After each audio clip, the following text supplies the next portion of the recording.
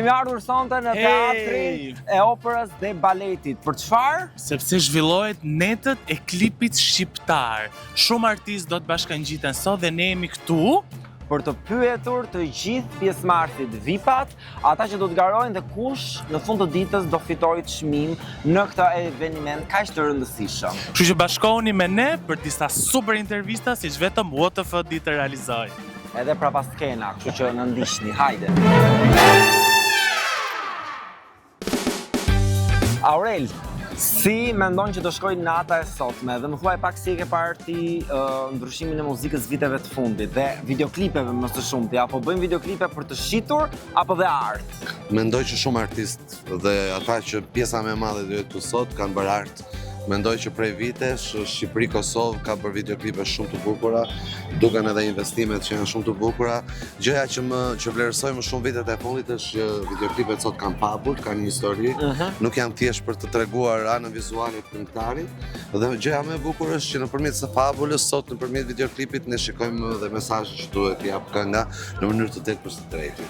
A mendon që ndoshta mund të abuzohet pak me klipe duke qenë se tani janë të gjithë lehtësisht të bërë këngëtar, si e shef pak të pjesën e klipeve, a është vërtet art apo ka dhe nga ata të cilët thjesht mundet të abuzojnë me këtë gjë? Tani ne jetojmë në një shekull ku njeriu është i lirë të bëjë çfarë të dojë, ai që ka mundësi ta kënaqë veten në mënyrë duke sjellë një këngë me videoklip dhe mendon që di të këndoj, pse jo? Unë shikoj që ka gjëra shumë të bukura. Pastaj është muzika live, janë eventet live ato që bëjnë seleksionimin dhe konkurimet live ato që e ngrejnë akoma më lart nivelin artistik të këngëtarit, sepse në momentin që e ke pasion dhe e dashuron, duhet ta përçosh atje ku duhet, se në fundit arti bëhet për njerëzit. Dhe me gjëra fjallat e njerëzit, sidomos në shqiptarët janë shumë kurioz të dinë shifrat. Sa kushton pak a shumë një klip? Se kemi pyetur shumë artista dhe disa thonë shifrat. Varet me cilën nga shtëpitë diskografike do bashkëpunosh, që ka secila vlerën e vet, varet nga se sa nga planet që ka një videoklip, i cili diskutohet që në fazën e parë dhe varet nga mundësitë ekonomike që ka artisti. Cili ka qenë klipi më i shtrenjtë që ti ke marrë pjesë? Kam bërë gati një klip 7.300 euro. 7.300 euro? Po, për cilën këngë, cila këngë ka qenë? Po, sepse kanë qenë para shumë vitesh, sepse para shumë vitesh dhe ai çmim. Po ka shkuar sepse figuranti varet dhe kush personazh është figurant, sepse balerinët apo aktorë. Është vërtet që në das mbidhet leku madh. Jo kështu çiftit. Po nuk besoj se ajo është traditë. Leku është hedhur historikisht sepse është traditë shqiptare, është traditë ballkanike, kam parë që të shumë shtete fqinje hedhin lekun. Por artistët e vërtet, të cilët po këndojnë live sot, sepse me të vërtetë live këndohen nga artistë të vërtet, se do të thotë të dish të këndosh muzikë të lehtë, muzikë popullore, kesh karakter veriu, karakter jugu. Të paktën grupi im muzikor funksionon që ne kemi një pagesë, këndojmë prej 4 orësh dhe për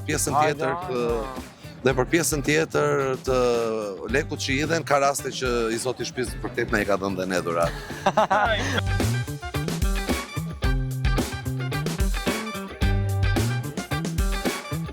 Si nis me lejo të them që je shumë e bukur live njëherë, e para. Faleminderit. Unë s'kisha dyshime për këtë.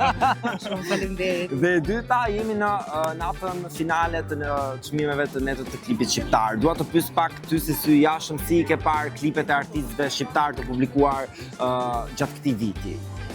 T'jemi sinqert, muzika shqiptare, produksionet, sa vinë edhe bëhen edhe më të mira për mendimin tim, pasi dhe teknologjia ka ardhur duke u përmirësuar, nga ana tjetër unë besoj shumë tek syri dhe profesionistët që ndodhen pas këngëtarëve, sigurisht që në pa bie në sy talenti i artistit, por bëhet një punë e madhe mbrapa. Bëhet një punë shumë e madhe mbrapa me të gjithë komponentët e tjerë, ndaj mendoj që ka ardhur gjithmonë duke u rritur.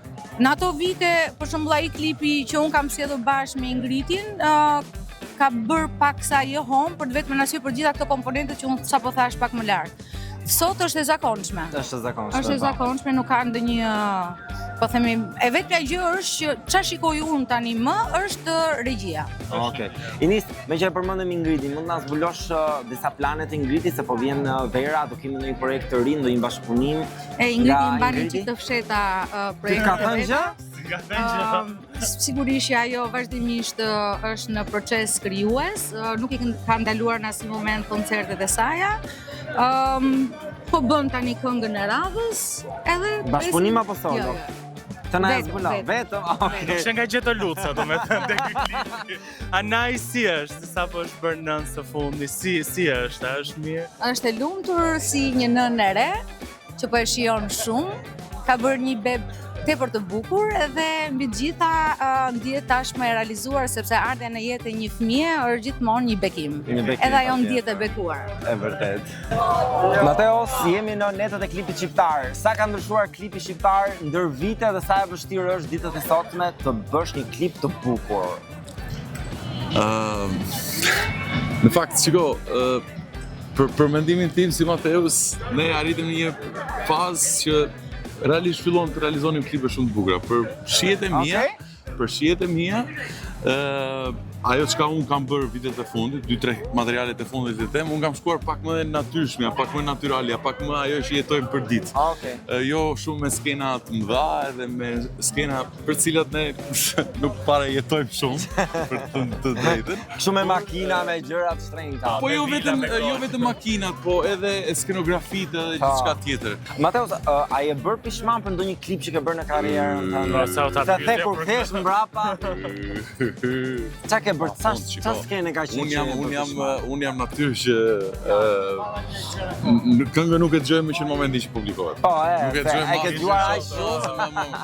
Kur më urojnë njerëzit o sa e bukur kënga, unë them është e vjetër. Është e vjetër. Po nëse do duhet, sepse i bëj një autokritik vetes gjatë gjithë kohës, po nëse do duhet përnoj, e kam ja 6 materiale që s'duhet jenë fare, po domethënë bëheni vetë këtë llogari, shikoni në 4-5 vitet e fundit, ç'a janë përpara të tjerat, ato këto 5 vitet e fundit hajde, po i mbajnë. Rregulluj çik dorë. Përpara, shtoki mërë fare. Po klipi më i shtrenjtë që ke bërë?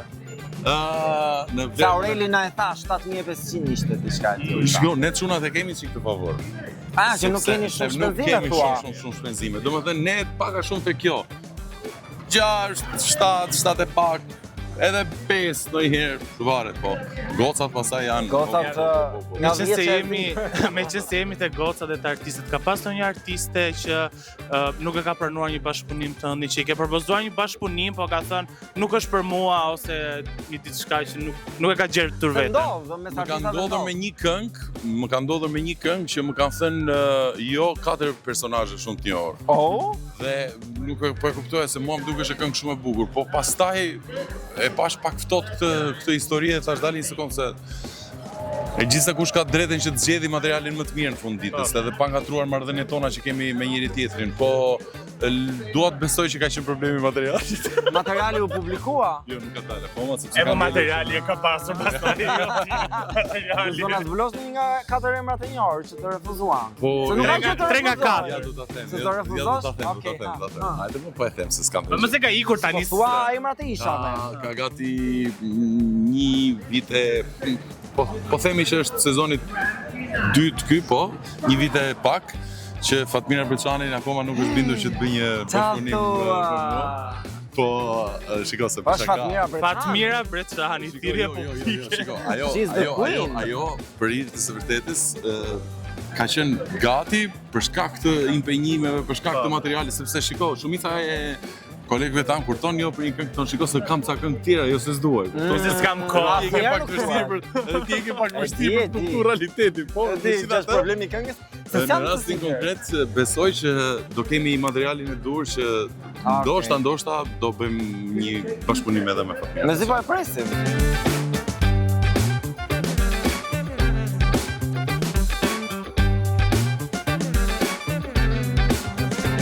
Danja sa e bukur je bërë sot si trëndafil, si këto trëndafilat mbrapa, po pse ke zgjedhur të zezë? Apo? Është një dizajn e Drenusha Xharës, edhe jam e lumtur që ajo e dizenjoi për mua. Faleminderit Drenusha. E zgjodhi ajo për mua. Edhe ti të pëlqeu dhe the, okay. Shumë. Si ka qenë kjo periudhë për ty pas daljes tënde nga Big Brother? Si ka qenë i gjithë përshtatja me realitetin ose lajmet që ke parë, si e ke përjetuar? Po, shumë mirë. Unë edhe brenda kam qenë një natyrë e qetë. Po. Agresive hera herës, sipas rastit, po edhe jashtë vazhdoj po prapë me atë ritmin tim, si birgjëresh jam përpiqem që t'i organizoj mirë punën gjatë ditës. Po, gjatë ditës edhe ka raste që cedojmë, për shembull te vonesat në orar cedoj gjithmonë, po të tjerët i realizoj gjithmonë me shumë ndryshe nuk ka kuptim, doj çika aventurë dita, po gjithçka shkon shumë mirë. Cili ka qenë një koment që të ka ngelur në mendje nga njerëzit që të kanë thënë këto pas Bigut në rrugë ose një takim rastësor, ndonjë koment që më ndash me ne, çfarë të kanë thënë? Po çfarë më kanë thënë, me thënë të drejtën, shiko, kanë qenë komente shumë bukura përgjithsisht, ndonjë fjalë tek tuk të tipit, ej, po filanja kështu, ej, po. Si ta bëri, si ta tha? Po pse si u ktheve? Do kanë qenë komente të lezetshme, po ato të cilat ishin me pikpyetje të unë kishin bënin me agresivitetin në shtëpi. Po me Xhibanin, kemi parë që Xhibani vazhdon ende, jep deklarata ose emrin tënd e përmend ende, ka diçka që po ti thua stop aty njeriu. Jo, nuk s'kam çfarë t'i them më stop, po jeta vazhdon. Nuk kam asgjë, nuk më lidh me të. Jeta vazhdon si për ato si për mua. Me cilët nga personazhet e Big Brotherit të lidh jeta, me kë ke ruajtur kontakte? Unë e kam vënë re që të gjithë ne që kemi dalë nga shtëpia, më sa shoh, të gjithë kanë patur një feedback shumë të mirë, të gjithë janë të angazhuar në projektet e tyre, me atë ritmin që secili përpiqet kap, e dini ju me reelsat, me Instagram. Nuk jam shumë in me Instagram. Dhe nuk kemi takuar, po normalisht sa të normalizohet të çike edhe për ne. Po kështu like e kemi bërë. Që do, po, patjetër. Jam e bindur që do takohemi edhe Ku do ta shohim Danjën së shpejti? Ke ndonjë projekt ose një diçka që mund ta ndash me ne? Se jemi dhe të netët e klipit shqiptar, a do të shojmë në një klip se yll e bukur je? Ose ndonjë projekt të saj, Shumë faleminderit që më pyete.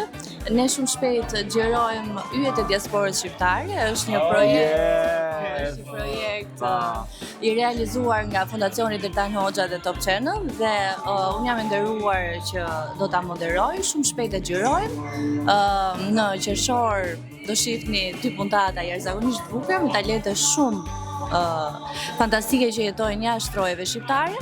Kështu që aty janë për momentin. Pastaj gjatë verës kemi të gjëra të bukura. Në top prap? Në top. Nuk lëviz. Të kanë bërthyer aty, ha? Më kanë bërthyer dhe i kam bërthyer.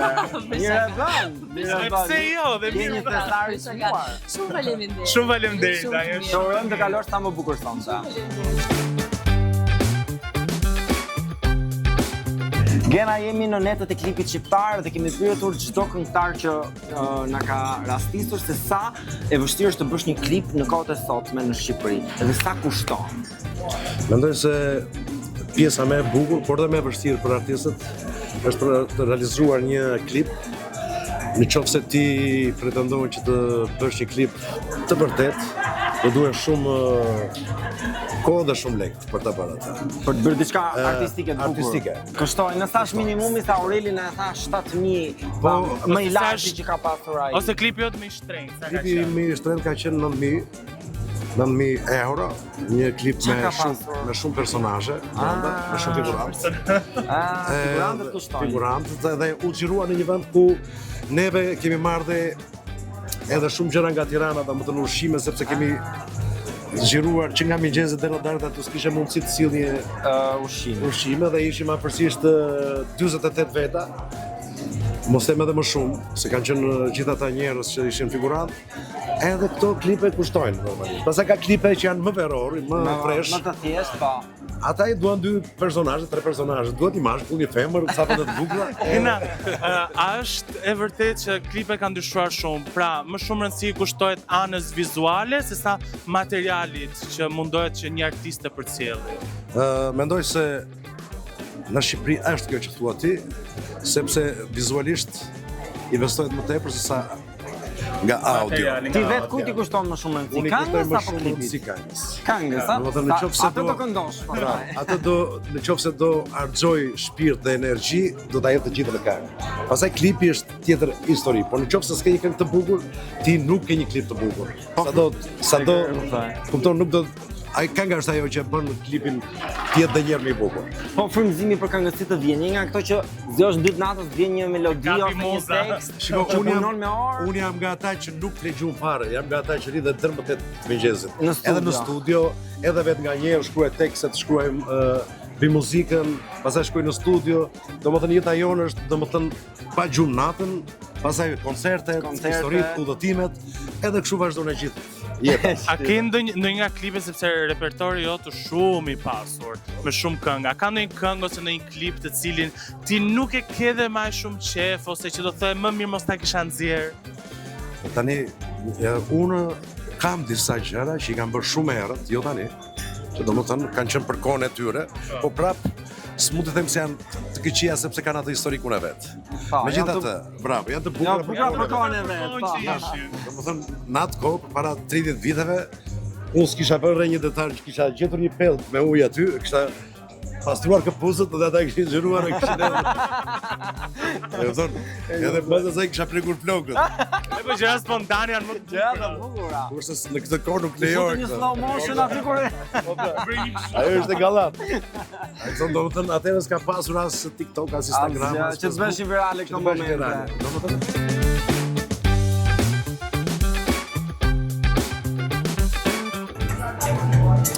Si që shikoni, personazhi i radhës nuk ka nevojë për prezantim, kemi Fabiolën këtu, e cila ka marrë pjesë në disa klipe të artistëve me emër si Dafina Zeqiri, Dyton e të tjerë.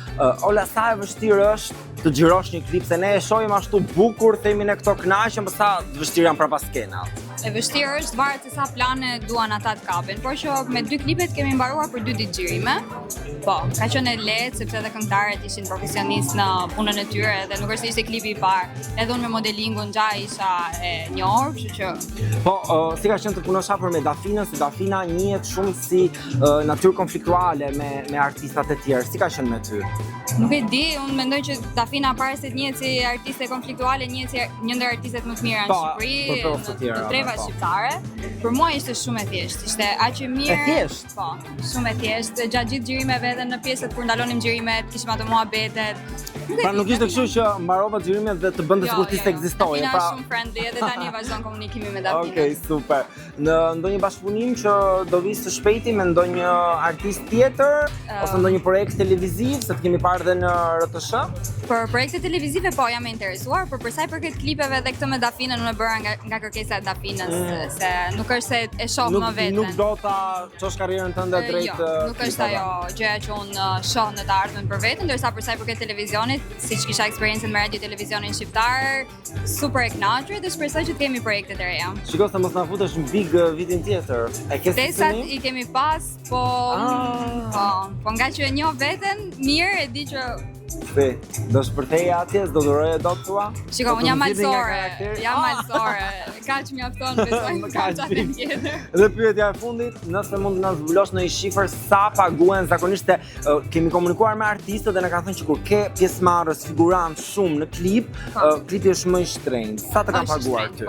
Sa zero? Tani sa zero? Me 3-0, kaq mund të them. Me 3-0? Patjetër. Po, shi. Nuk e dalë aty duke kërcyer?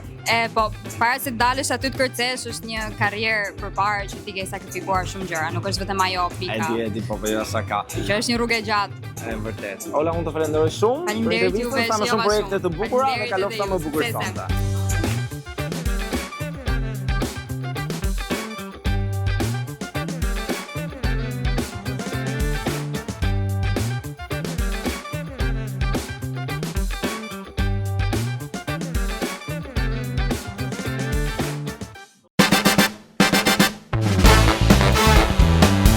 Sa i bukur klipi i netve. Shumë klipi bukur. Madje unë do të bëj një klip këtu nëse mundet regjizori. Po, si ajo, lulet bukra, lulet bukra ka Tirana, na I mbush rrugët plot me... O, Merita Lili hiqja të, ste Unë nuk bërë jam si Merita balkon. Lili, unë jam Fatosulo, budallej.